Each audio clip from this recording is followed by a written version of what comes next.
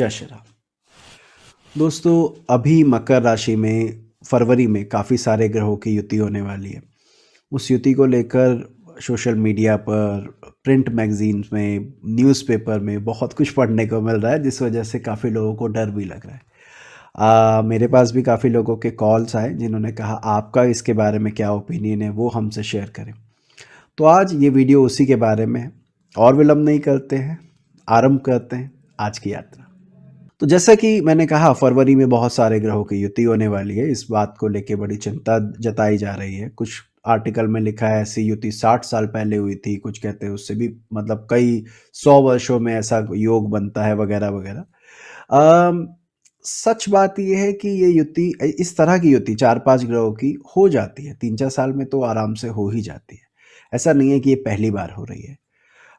तो इतना कोई घबराने की बात नहीं है। इसको सेंसेशनलाइज़ करने के लिए सेंसेशनलाइज़ करने के लिए, इसको सनसनीखेज बनाने के लिए इस तरह की बातें करी जाती हैं। अब इसको देखें कैसे? क्या ये युति अच्छी है? तो नहीं, इस तरह की युति अच्छी नहीं होती। जब 5-6 ग्रह इकट्ठे हो जाते हैं, तो किसी व्यक्ति की कुंडली में अगर ये योग हो, तो हम कहते हैं कि जीवन में उतार-चढ़ाव बहुत बड़े-बड़े देखता है। कई एग्जाम्पल है हमारे पास ऐसे जिनकी कुंडली में 4-5 ग्रहों की युति रही है। राजीव गांधी जी का ऐसा चार्ट था। सोचिए ज़रा, एक बंदा पायलट बनना चाहता था, पायलट बना भी, और उसके बाद एक्सीडेंटल प्राइम मिनिस्टर बने। वो उस समय कोई और था नहीं तो उन्हें बनाया गया, और किस तरह से उनका देहावसान हुआ, सब जानते हैं। तो उतार-चढ़ाव बहुत देखने को मिले। उनके अलावा अमिताभ बच्चन जी की कुंडली में 4 ग्रह इकट्ठे हैं अष्टम भाव में। 4 या शायद 5 भी हो सकते हैं, if I am not sure about it, लेकिन 4 तो है मिनिमम। तो उन्होंने उनकी लाइफ में भी उतार-चढ़ाव आप सब जानते हैं। अभिनेता की तरह, राजनेता के जब उन्होंने राजनेता की तरह जीवन स्टार्ट किया तो क्या हुआ, फिर एबीसीएल का क्या हुआ। तो ये उतार-चढ़ाव ज़्यादा रहे। एडोल्फ हिटलर के चार्ट में भी इसी तरह की युति सप्तम भाव में है। तो फर्स्ट वर्ल्ड वॉर में एक हारा हुआ सिपाही कैसे सेकंड वर्ल्ड वॉर में एक इतना बड़ा इम्पैक्ट डालने वाला, इतना ज़्यादा प्रभावशाली नेता बन गया, जिसने जर्मनी की किस्मत ही बदल दी। तो ये चीज़ें देखने को मिलती हैं जिसकी कुंडली में ज़्यादा ग्रह इकट्ठे हों। अगर आप में से भी किसी की कुंडली में 4 या उससे ज़्यादा ग्रह इकट्ठे हैं किसी भाव में, तो प्लीज़ अपना एक्सपीरियंस शेयर कीजिएगा, क्योंकि मेरे अनुभव में तो यही आया है कि वो उतार-चढ़ाव काफ़ी ज़्यादा देखते हैं, जिनकी कुंडली में इस तरह का योग हो। अब गोचर में जब ये योग होता है तो उसको कैसे देखें? पहला तरीका ये है कि जिसकी घर में ये युति हो रही हो, उसके स्वामी को देखें कि वो बली है या नहीं। जैसे अभी मकर राशि में हो रहा है तो शनि पे ध्यान देना चाहिए। शनि हालाँकि अपने ही घर का है, लेकिन जो इतने सारे ग्रहों के बीच में वो रहेगा, तो और अगर वो अस्त भी हो जाता है, पूर्ण अस्त हो जाता है, तो इसको अच्छा नहीं माना जाएगा। ये युति को अफ़्लिक्शन माना जाएगा। अगर यही शनि यहाँ नहीं होता, किसी और घर में होता, थोड़ा बली होता, तो इस युति को आप अच्छा मान सकते थे। अच्छा मतलब बहुत बुरा ना करने वाला, ठीक-ठीक निकल जाता।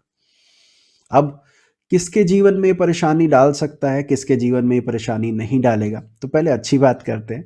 देखिए, जिनकी भी वृश्चिक राशि है, जिनकी भी मीन राशि है, जिनकी भी सिंह राशि है, उन लोगों के लिए ये गोचर विशेष लाभकारी है।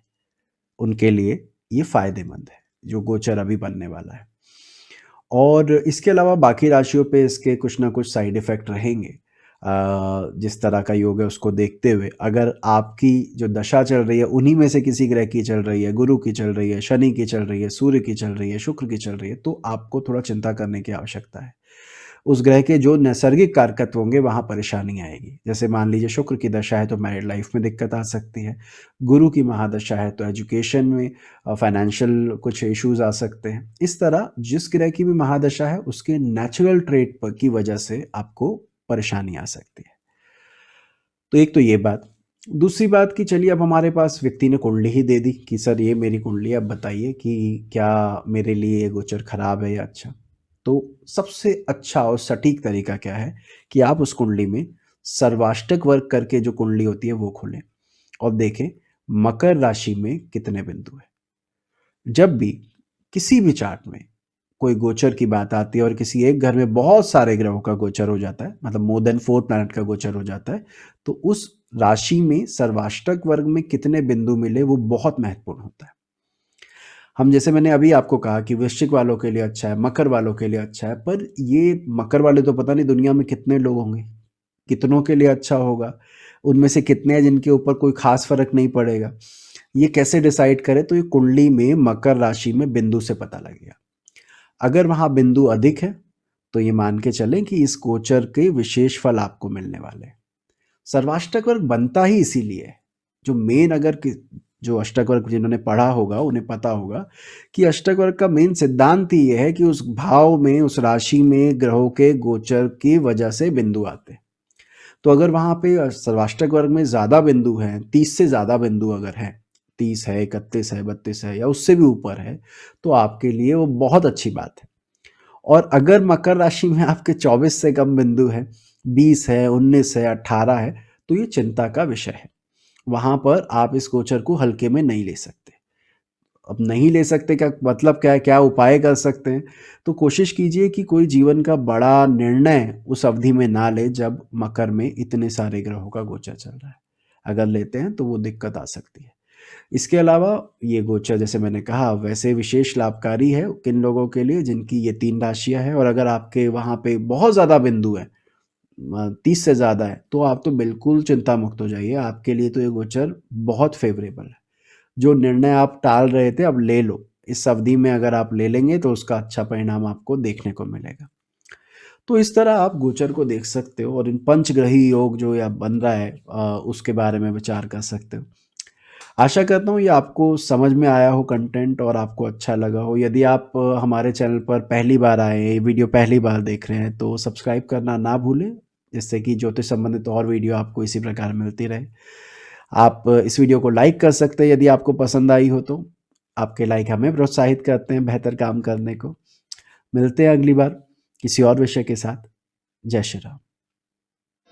जन्म कुंडली में दशा का फलित कैसे किया जाता है, यदि इस बारे में जानकारी चाहते हैं तो ऊपर दिए गए वीडियो पर क्लिक करें और हमारे लेटेस्ट वीडियो के लिए आप नीचे क्लिक कर सकते हैं।